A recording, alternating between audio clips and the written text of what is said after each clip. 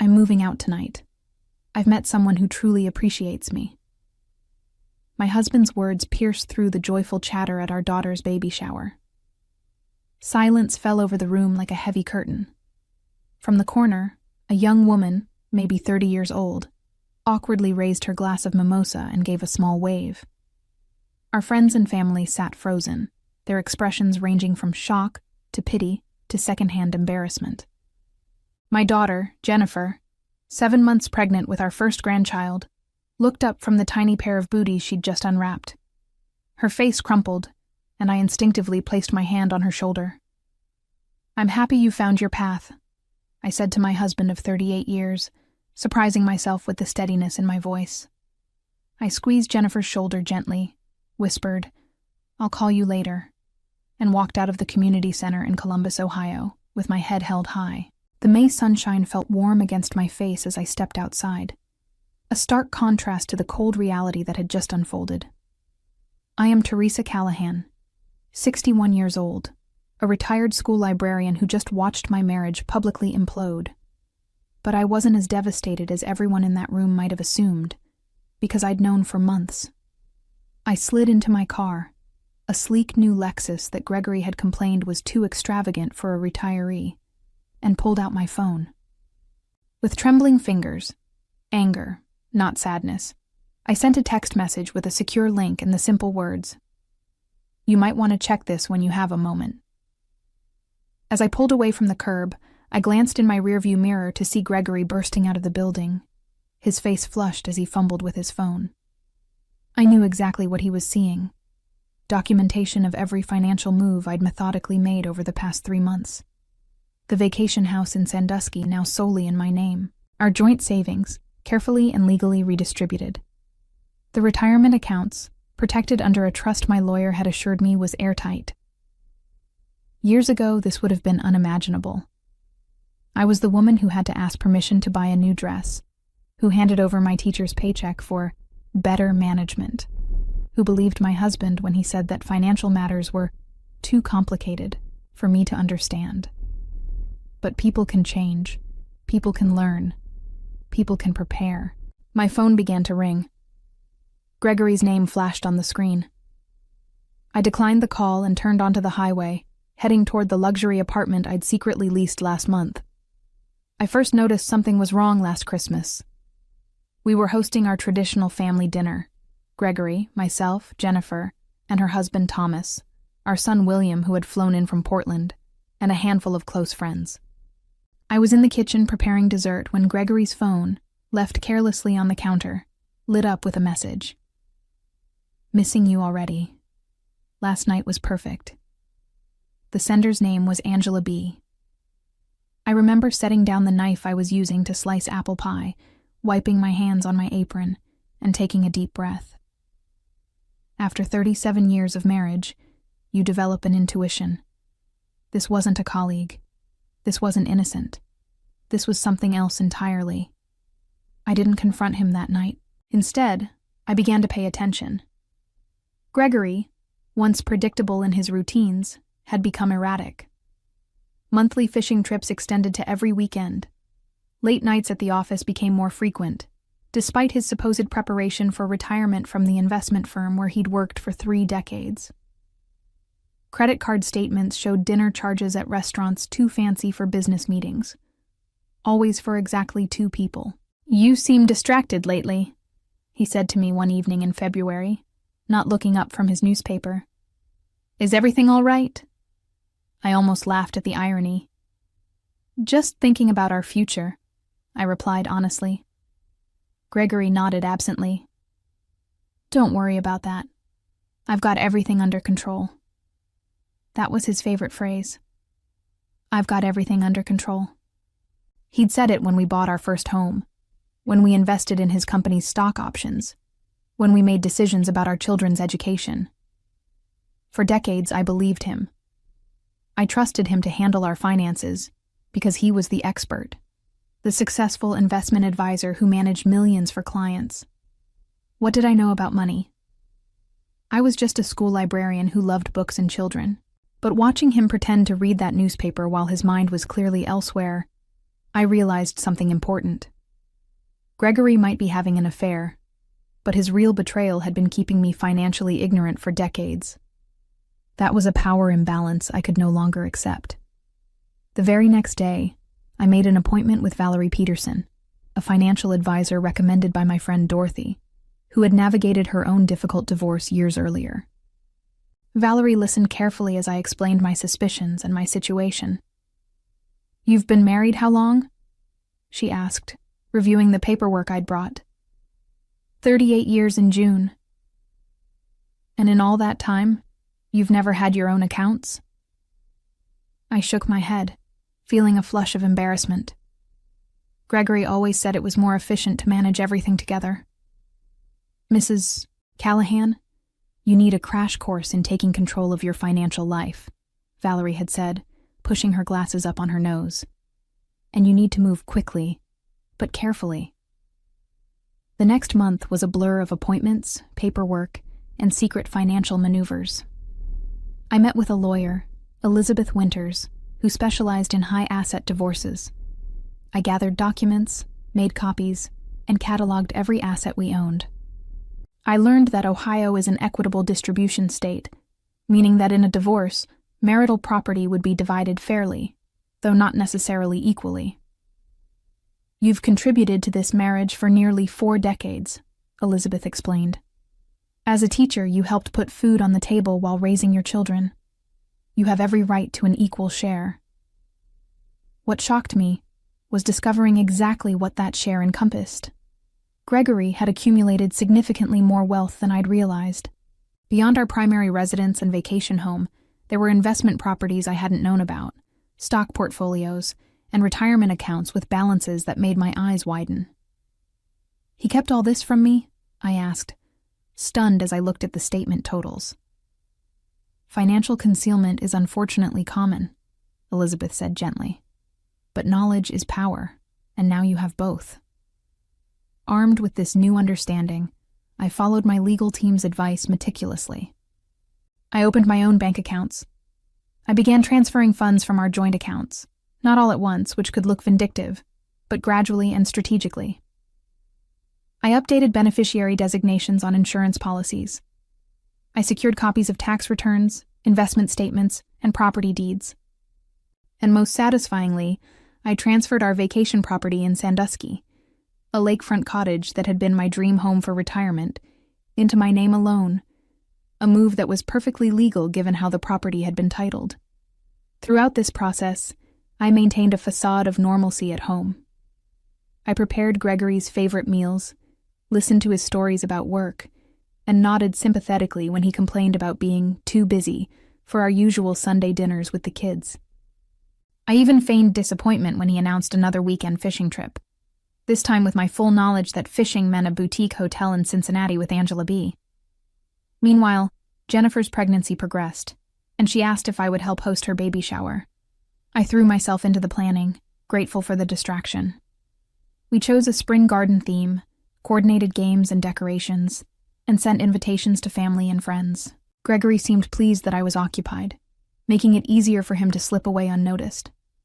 What I didn't anticipate was that he would choose our daughter's celebration as the backdrop for his announcement. Even after months of suspicion and preparation, that level of callousness caught me off guard. But in a way, it made what came next so much easier.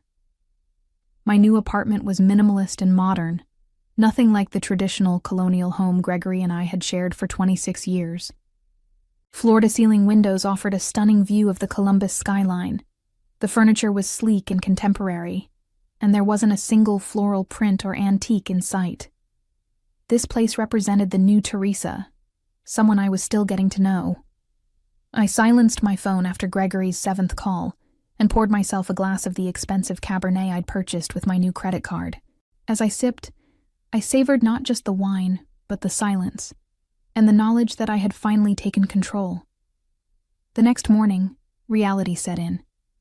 Jennifer called, her voice thick with tears. "Mom, what's happening? Dad came back to the shower after you left, but he wouldn't explain anything. Everyone was asking questions. It was humiliating." "I'm so sorry, sweetheart," I said. This isn't how I wanted things to go. Are you okay? Is the baby okay? We're fine, she said. But Mom, Dad says you've taken everything. He says you've been planning this, that you emptied accounts without telling him. Is that true? I closed my eyes, feeling a pang of guilt. Not for what I'd done, but for how it affected our children. Jennifer, your father and I need to work through some things. I've protected what's rightfully mine after 38 years of marriage. That's all you need to know right now. But the baby shower, why didn't you tell me something was wrong? Because it wasn't about me. It was about you and my grandchild. I never imagined your father would choose that moment to announce his decision. After promising to visit her later that week, I hung up and steeled myself for the next call. It came from William, our son. Mom, what the hell is going on? Dad's completely losing it. He showed up at my hotel room at midnight, ranting about how you've stolen his retirement. William, please watch your language, I said automatically, the school librarian in me emerging despite everything. Your father is upset because he's facing consequences he didn't anticipate. What consequences? Mom, he said you transferred the lake house to yourself. That's cold. I felt a flash of anger. Cold? What would you call announcing to our entire social circle that you're leaving your wife for another woman during your pregnant daughter's baby shower? There was a long pause. Wait, what? Dad didn't tell me that part. Of course he hadn't. Gregory had always been selective with information, a trait I was now employing myself. I spent the rest of the day fielding calls and texts from concerned friends and family. Some were appalled by Gregory's behavior. Others were shocked by my financial maneuvers. Dorothy, my closest friend since our teaching days, came over with takeout Chinese food and a bottle of champagne. To your liberation, she toasted, raising her glass. I've been waiting 30 years for you to stand up to that pompous ass. I laughed despite myself. Have you really disliked him all this time? Dorothy's expression softened. I never disliked Gregory. I disliked how he diminished you. How he made every decision, controlled every dollar, took credit for your successes, and blamed you for his failures. You deserve better, Teresa. As we ate lo mein straight from the containers, I filled Dorothy in on my plans. I would be meeting with my lawyer again tomorrow. Gregory had already contacted his own attorney. The battle lines were being drawn. Are you scared? Dorothy asked as she was leaving. I considered the question. Not scared. Sad, yes. Angry, definitely. But for the first time in decades, I feel powerful. That night I slept better than I had in months.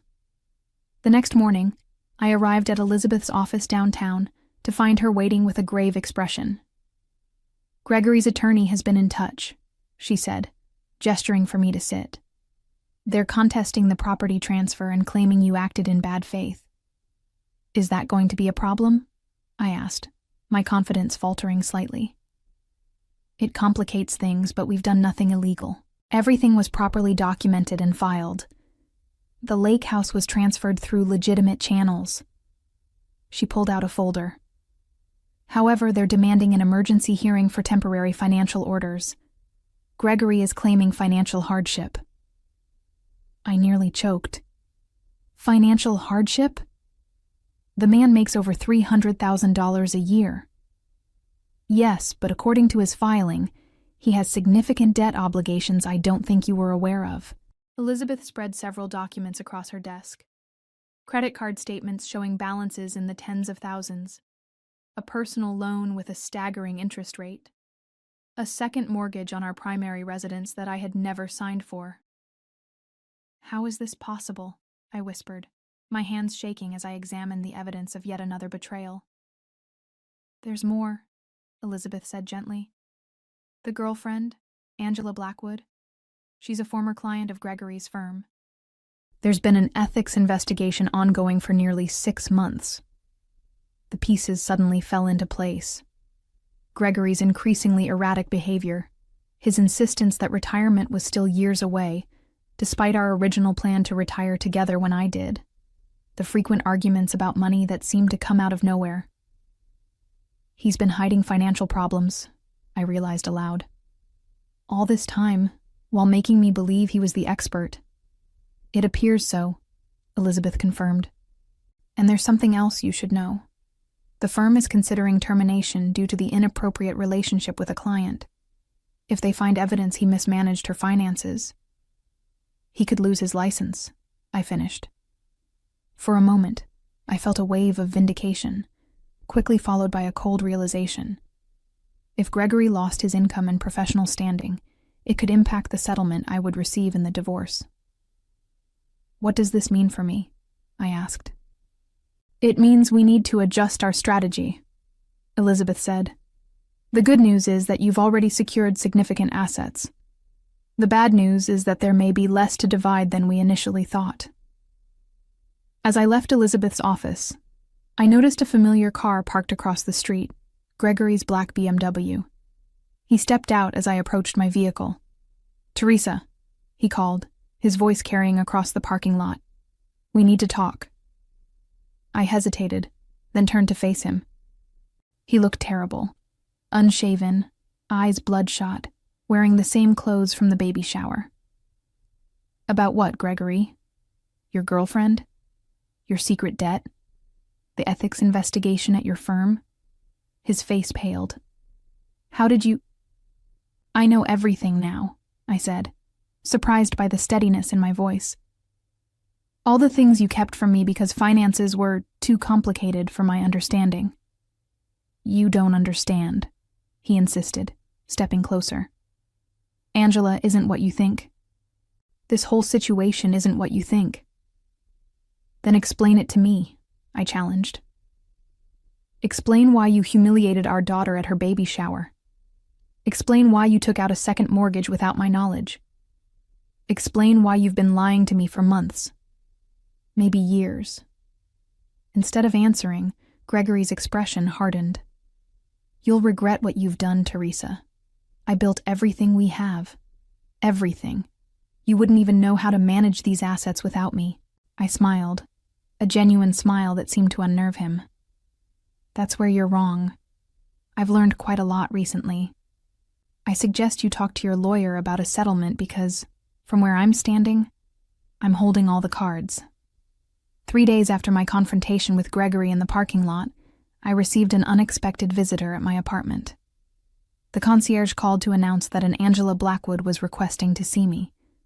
I considered refusing, but curiosity won out. "Send her up," I told him. Minutes later, I was face to face with the woman who had waved so awkwardly at our daughter's baby shower. She was younger than me, probably in her early 30s, but not the 20-something trophy I had imagined. She wore a conservative pantsuit and minimal makeup, looking more like a business professional than a homewrecker. "Mrs. Callahan," she began, her voice tight. "Thank you for seeing me. I assume you have something important to say," I replied, not inviting her to sit. Angela took a deep breath. "I need to tell you something about Gregory. Something you deserve to know." Against my better judgment, I gestured to the couch. She perched on the edge, clutching her handbag like a shield. "I'm not having an affair with your husband," she stated flatly. "I never was." I laughed, a sharp sound without humor. "You'll forgive me if I don't believe you. You were at my daughter's baby shower, waving when my husband announced he was leaving me for someone who truly appreciates him." "I was there because Gregory insisted," she said. "He told me it was a business brunch. I had no idea it was a family event until I arrived, and by then it was too awkward to leave." Something in her expression made me pause. "Then why the announcement? Why the wave?" Angela's eyes filled with tears. "Because Gregory has been manipulating both of us. I'm not his girlfriend. I'm his victim." For the next hour, Angela told me a story that shook the foundations of everything I thought I knew. She had been Gregory's client at the investment firm, a young widow who inherited a substantial sum after her husband's death. Gregory had been assigned to manage her portfolio, but over time, he began making unauthorized investments, taking excessive fees, and eventually, diverting funds to cover his own mounting debts. When I discovered what he'd done, I threatened to report him, Angela explained. That's when the manipulation started.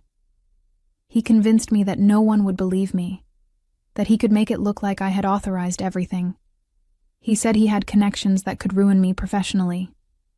"Why are you telling me this now?" I asked, still skeptical but increasingly disturbed.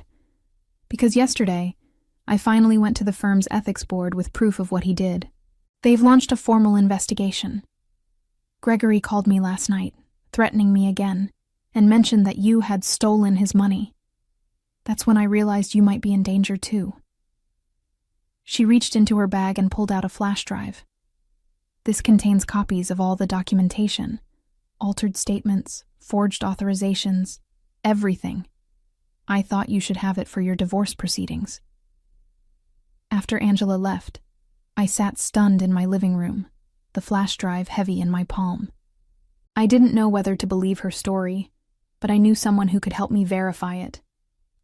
I called Valerie, my financial advisor, and arranged to meet her immediately. After reviewing the documents on the drive, she confirmed what Angela had told me. "This is serious, Teresa," Valerie said grimly. "These aren't just ethical violations, they're potentially criminal." I felt sick. The man I had married, the father of my children, hadn't just betrayed me with another woman. He had committed fraud and potentially ruined lives. And now I had evidence that could send him to prison. That night, as I stared at the city lights from my window, I faced the most difficult decision of my life. What would I do with this information? The following week unfolded like a slow-motion car crash. Gregory's firm placed him on administrative leave pending their investigation. Our divorce proceedings were temporarily stalled as both legal teams processed the new information. Jennifer was hospitalized briefly with stress-induced high blood pressure, putting her at risk for complications with the pregnancy. William flew back to Columbus from Portland, determined to fix things between his parents before the baby arrived. Through it all, I maintained a determined calm, even as I grappled with what to do about Angela's evidence. "You have a powerful bargaining chip," Elizabeth advised during our latest meeting. "We could use this to negotiate a very favorable settlement." "Or I could turn everything over to the authorities," I countered. "Let Gregory face the legal consequences of his actions." Elizabeth's expression was neutral. "That's certainly an option, but consider how a public scandal and potential criminal case would affect your children, your grandchild, and ultimately, your own financial security."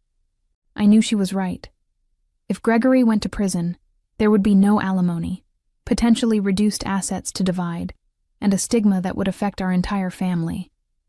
Yet the thought of allowing him to escape accountability for his actions burned within me. The decision was made for me when Angela called again. "I've been contacted by 2 more of Gregory's former clients," she said. "They've noticed discrepancies in their accounts, too. The firm's internal investigation is expanding." My path became clear. I didn't need to be the one to bring Gregory down. His own actions were already doing that. What I needed was to protect myself, my children, and yes, even Angela and the other victims. I scheduled an emergency meeting with Elizabeth and came with specific demands for our counteroffer to Gregory's settlement proposal. Full ownership of both properties, 70% of all investment accounts, a lump sum alimony payment rather than monthly support, and most importantly, a complete separation from any liability related to Gregory's professional misconduct. "He'll never agree to this," Elizabeth warned. "He will," I said confidently, "because I'm offering him something in return. My silence." The settlement meeting was held in a conference room at Elizabeth's law firm. Gregory arrived with his attorney, a sharp-suited man with an aggressive reputation. I was surprised to see how much Gregory had aged in just 2 weeks. Deep lines etched his face, and his hair seemed grayer. "Mrs. Callahan has reviewed your proposal and has a counteroffer," Elizabeth began, sliding folders across the table. Gregory's attorney skimmed the documents, his eyebrows rising. "This is completely unreasonable," he declared. "Is it?" I asked, speaking directly to Gregory. "Considering what I know about your professional situation, I think it's quite generous." Gregory's face drained of color. "What are you talking about?" "Angela Blackwood came to see me," I said quietly. "She shared some very interesting documentation about your investment practices." "You're bluffing," Gregory's attorney interjected. I turned to Elizabeth, who nodded and produced a thumb drive. "This contains copies of everything we have," she said. "We haven't shared this information with authorities yet, but rest assured, we will if necessary." Gregory and his attorney stepped outside to confer. I could see them through the glass wall of the conference room. Gregory gesticulating wildly, his attorney speaking in urgent, hushed tones. When they returned, Gregory's surrender was evident in his posture. "We'll accept the terms," his attorney announced stiffly. "With one modification. My client requests ongoing visitation rights with his future grandchild." I felt a twinge of unexpected emotion.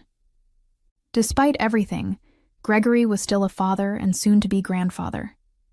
That was something even I wouldn't take away from him. "Agreed," I said, "provided he completes an ethics course and financial counseling." Gregory looked up, surprise flickering across his face. "Why would you stipulate that?" "Because our grandchild deserves a grandfather who understands right from wrong," I replied simply. "Something you seem to have forgotten along the way." 2 hours later, with papers signed and notarized, my 38-year marriage was effectively over. The day Jennifer gave birth to Eliza Grace, Gregory and I sat on opposite sides of the hospital room, our new reality crystallized in the awkward silence between us. But when our daughter placed that tiny bundle in my arms, nothing else mattered. I was a grandmother now, embarking on yet another new chapter in my life. In the months that followed, Gregory's professional world collapsed completely. The firm's investigation expanded to include regulatory authorities, and while he avoided criminal charges through a cooperation agreement, his career in financial services was permanently ended. He moved to a small apartment across town, started therapy, and began the humbling process of rebuilding his life from scratch. As for me, I sold our family home and moved permanently into my apartment. I traveled to places I'd always wanted to see: the Grand Canyon, New York City, even a 2-week tour of Italy. I volunteered at the library where I'd once worked, reading to children twice a week. And slowly, carefully, I began to repair the relationships damaged by Gregory's betrayal and my own necessary but painful response. "You know," Dorothy said one evening as we shared dinner on my balcony, "you've completely transformed this past year. You're not the same Teresa I've known for decades." I considered this as I looked out at the Columbus skyline, golden in the setting sun. "I'm exactly the same person," I corrected gently. I just finally allowed her to emerge. Looking back on my journey from betrayal to empowerment, I realized the greatest revenge wasn't in the assets I secured or the dignity I maintained. It was in discovering I had been capable of rescuing myself all along.